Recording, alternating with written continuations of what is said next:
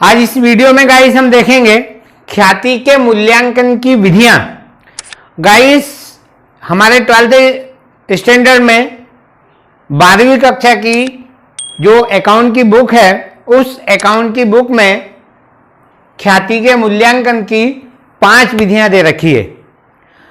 Guys ख्याति किसे कहते हैं ये आप पहले से जानते हैं, मैं मेरे पुराने वीडियो में बता चुका हूं। एक बार फिर आपको बता देता हूं। अतिरिक्त लाभ कमाने की जो क्षमता होती है उसे ख्याति कहा जाता है। गाइस फिर सुनिएगा, जो फर्म होती है उस फर्म की अतिरिक्त लाभ कमाने की जो क्षमता होती है उसे हम ख्याति कहते हैं। गाइस ख्याति को सुनाम भी कहा जाता है। तो अब ये ख्याति की जो मूल्यांकन की विधियां हैं वो 5 विधियां हैं। पांचों विधि के पहले मैं आपको नाम बता देता हूं, फिर हम उनको पूरा डिटेल से समझेंगे। गाइस पहली विधि औसत लाभ विधि। गाइस औसत लाभ विधि ख्याति के मूल्यांकन की पहली विधि है। दूसरी विधि भारित औसत लाभ विधि। तीसरी अधिलाभ विधि। चौथी गाइस पूंजीकरण विधि और 5वीं वार्षिक की विधि। गाइस ऐसे ये ख्याति के मूल्यांकन की 5 विधियां होती है। अब इनको हम थोड़ा विस्तार से समझ लेते हैं। गाइस क्वेश्चन के अकॉर्डिंग हमसे जैसा पूछा जाएगा उसके अनुसार हम ख्याति का मूल्यांकन करेंगे। गाइस पहला औसत लाभ विधि है। औसत लाभ विधि में ख्याति ज्ञात करने का जो फार्मूला है वो होता है ख्याति बराबर औसत लाभ इंटू क्रय वर्ष की संख्या। गाइस फिर एक बार सुन लीजिएगा, ख्याति बराबर औसत लाभ इंटू क्रय वर्ष की संख्या। गाइस अब आपको यदि क्वेश्चन में औसत लाभ नहीं दिया है तो आपको औसत लाभ निकालना पड़ेगा। अब औसत कैसे निकालते हैं आपको बहुत अच्छे से पता होगा। आप पीछे की कक्षाओं में आई थिंक 6th स्टैंडर्ड में 7th स्टैंडर्ड में आप सीखे होंगे। गाइस अब आप इसको यहाँ थोड़ा सा ध्यान से सुन लीजिएगा। औसत लाभ निकालने के लिए जितने भी वर्ष का लाभ दिया हो उसे जोड़ लेंगे और हानि दी हो तो उसे घटा देंगे। गाइस ध्यान से सुनिएगा, लाभ के साथ यदि किसी वर्ष हमें हानि हुई है तो हानि हमें उस लाभ के योग में से माइनस करना है। इस तरह जितने भी वर्ष का लाभ या हानि दिया हो उसमें उतने ही वर्षों की संख्या का भाग लगा देते हैं, तो जो हमें ज्ञात होता है उसे हम औसत लाभ कहेंगे। गाइस एक बार फिर सुनिएगा, औसत लाभ कैसे निकाला जाता है।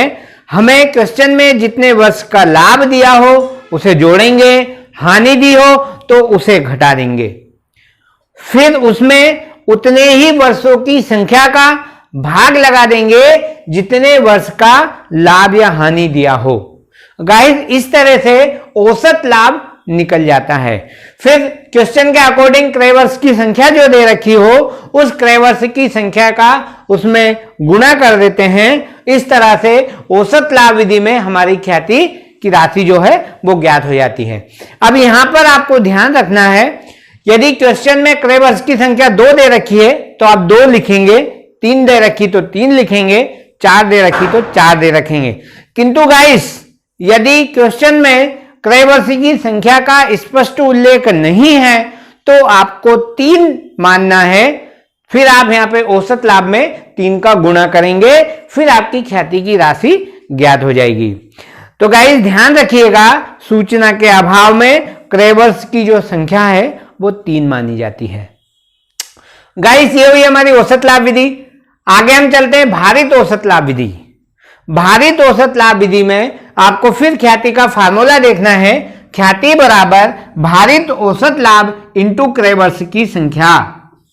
देखिएगा क्रय वर्ष की संख्या तो आप समझ गए, जितनी दे रखी हो क्वेश्चन के अकॉर्डिंग उसका आपको गुणा करना है। अब आपको भारित औसत लाभ कैसे निकालना गाइस, इसको फिर आपको ध्यान से समझना पड़ेगा, आपको ध्यान से सुनना पड़ेगा। गाइस भारित औसत लाभ में क्वेश्चन में भार दिया होता है, क्वेश्चन में लाभ दिया होता है, तो दिए गए भार में लाभ का गुणा करके, गाइस ध्यान से सुनिएगा, भारित औसत लाभ कैसे निकालेंगे। क्वेश्चन में दिए गए भार में लाभ का गुणा करके, जैसे 1 वर्ष, 2 वर्ष, 3 वर्ष, 4 वर्ष का लाभ आपको दिया है, और 1 वर्ष का लाभ, 2 वर्ष का लाभ, 3 वर्ष का लाभ, 4 वर्ष का लाभ, फिर उसमें जितने भी जैसे भी भार दिए हैं, जैसे पहले वर्ष का 1 है, दूसरे वर्ष का 2 है, तीसरे वर्ष का 3 है, चौथे वर्ष का 4 भार दे रखा है, वेट दे रखा है, तो उसमें लाभ का गुणा कर लेंगे, फिर जो गुणनफल आता है उस गुणनफल का योग लगा लेंगे। गुणनफल के योग में भार का योग लगाएंगे और गुणनफल के योग में भार के योग का भाग लगा देंगे। इस तरह से जो राशि ज्ञात होगी उसे भारित औसत लाभ कहेंगे। गाइस, इसको एक बार फिर हम सुनेंगे, एक बार फिर देखेंगे। क्वेश्चन में दिए गए भार में लाभ का गुणा करके गुणनफल के योग में भार के योग का भाग लगा देंगे। इस तरह से जो राशि ज्ञात होगी वो भारित औसत लाभ होगा। फिर उसमें हम गाइस क्रय वर्ष की संख्या का गुणा करेंगे तो हमारी जो है ख्याति ज्ञात हो जाती है भारित औसत लाभ विधि से। गाइस, तीसरी विधि पे हम चलते हैं, अधिलाभ विधि, सुपर प्रॉफिट मेथड। अब अधिलाभ विधि में हमारा ख्याति का जो फार्मूला है वो हम देखेंगे।